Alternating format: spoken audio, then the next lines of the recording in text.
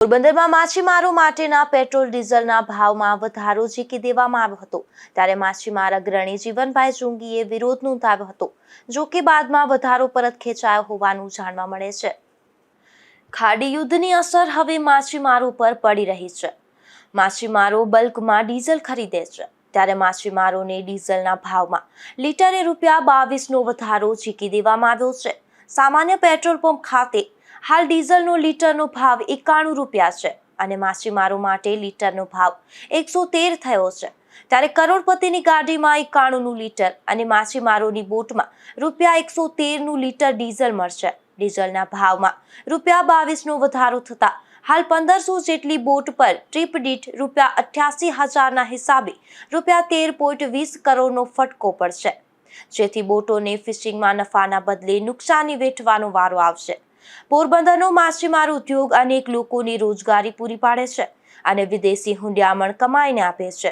માછીમારોને ડીઝલ પરનો તૂતિંગ ભાવ વધારો અસહ્ય થઈ પડશે અને માછીમારોને નફા કરતા નુકસાની વેઠવાનો વારો આવે તેમ હોવાથી માછીમારોમાં રોષ ભભૂકી ઉઠ્યો છે અને માછીમાર અગ્રણી જીવનભાઈ ચુંગી દ્વારા પણ આ ભાવ વધારો પાછો ખેંચવાની ઉગ્ર માંગ કરવામાં આવી છે।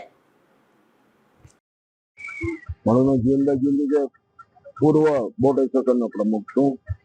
હાલમાં જે ડીઝલનો ભાવ વધારે થયો, એક બાજુ સરકાર કહે છે કે અમારી પાસે બધી ડીઝલ પેટ્રોલ અને ગેસ બધી પૂરતો સ્ટોક છે, કોઈ લોકોને અસર નહીં થાય, પણ અમારા માછીમારનો ધંધો ડીઝલના આધારિત છે અને એક ધારો જો ડીઝલનો ભાવ વધારો થઈ રહ્યો એનાથી માછીમારને એટલી મંદી આવશે કારણ કે એક 22 રૂપિયા એક લીટરે એટલે બહુ કહેવાય, ભાવ 22 રૂપિયા બહુ કહેવાય। તો એની સામે સરકાર શેલ્ટર પણ ખાલી 12 રૂપિયા આપે છે, શેલ્ટર પણ 12 રૂપિયા આપે છે ને એની સામે 22 રૂપિયાનો વધારો। હવે માછીમાર લોકોને પોલ્યુશનના કારણે નજીકમાં કઈ માછલી નથી મળતી એટલે દૂર જવું પડે। ઓછામાં ઓછો એક માછીમાર એક બોટું 3000 ઓછામાં ઓછું લઈ જવું પડે। સીધો ભારણ કેટલો આવશે માછીમાર ઉપર?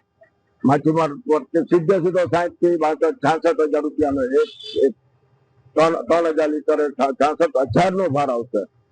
મારું કહેવાનું એવું છે કે માછીમારના ઉદ્યોગને ભાંગી નાખવાનો છે। માછીમાર એક તો માછલી મળતી નથી, નજીકમાં દરિયામાં કઈ માછલી નથી, એક બાજુ પાકિસ્તાન સાથી માછીમાર કઈ જઈ શકતા નથી અને બીજી બાજુ નાના માછીમારોને 35 રૂપિયા પેટ્રોલ ભાવ વધી ગયા, એ લોકોને તો 500 રૂપિયાનો પણ માલ આવતો નથી। તો એ લોકો બિચારા કેમ પોતાનું ગુજારે? પેલાની અંદર કે નાની હોડીની અંદર જે પેટ્રોલ ચાલક હોડી છે એની અંદર 5 ઓછામાં ઓછા 5 પરિવાર નફતા હોય છે, બોટોની અંદર ઓછામાં ઓછા 7 પરિવાર અને અન્ય જે બોટના કામ કરનાર બોટ માલિક એની સાથે ડાયરેક્ટ ઇનડાયરેક્ટ 100 લોકો નભે છે।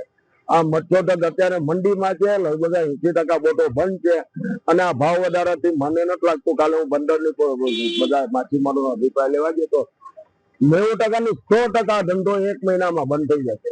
તો આ ભાવ વધારો પાછો કરજો, માછીમારને જે કઈ સહાય જોતી હોય ભાવ તો માછીમાર પર ન લાગવો જોઈએ અને માછીમારને જે કોઈ લાભ જોતા હોય માછીમારી કરવા માટે પ્રોત્સાહિત કરવા માટે તો એવા લાભ આપવા જોઈએ। ખાલી પેપરમાં અને ખાલી છાપામાં અને પત્રિકાઓ આપીને મિટિંગો કરીને ખાલી વાદા નથી કરવાના। માછીમારની ખરેખર પરિસ્થિતિ એટલી નબળી છે, એને સુધારવો, એને કેમ આગળ લઈ જાવ, માછીમાર સમાજ માટે કોઈ યોજનાઓ નવી આવે કે જેનાથી માછીમારને સીધો ભાર ના પડે અને માછીમાર આ જીવન સારી રીતે જીવી શકે, એના બાળકોના ભવિષ્ય સુધારી શકે। સ્કૂલની ફીના પૈસા નથી બાળકો પાસે, બાળકોને ભણવા માટેના મમ્મી પપ્પા સ્કૂલના ફી નથી, આવી પરિસ્થિતિ છે। સરકારે જાગવું જોઈએ, વાતો મોટી ના કરવા કે અમારે તો ઈરાન સાથે સ્ટેટમાં અમને કઈ વાંધો નથી, સીટું આવે છે છતાં પણ ભાવ વધારો છે। ગેસમાં સીધા 60 રૂપિયા વધારી દીધા। લોકોને આજીવિકા પર તો ઠીક પણ રોટલા પણ બંધ કરશે। ગેસ મળે 25 દિવસે ગેસ મળે અને ગામડાના લોકો 45 દિવસે ગેસ મળે તો ગ્રામ્ય લોકોને 45 દિવસે શા માટે? લોકોને 25 દિવસે શા માટે? ગેસનો સ્ટોક છે, ડીઝલનો સ્ટોક છે, પેટ્રોલનો સ્ટોક છે, છતાં પણ આ ભાવ વધારો ફક્ત ને ફક્ત ઇન્ડસ્ટ્રીઓને અને ઉદ્યોગપતિને લાભ આપવા માટે કરીને વધારો છે। તો આ વધારો પાછો ખેંચે ને માછીમારને પોતાનું જીવન અને પોતાની માછીમાર સારી રીતે કરી શકે એના માટે ભાવ વધારો પાછો ખેંચવો।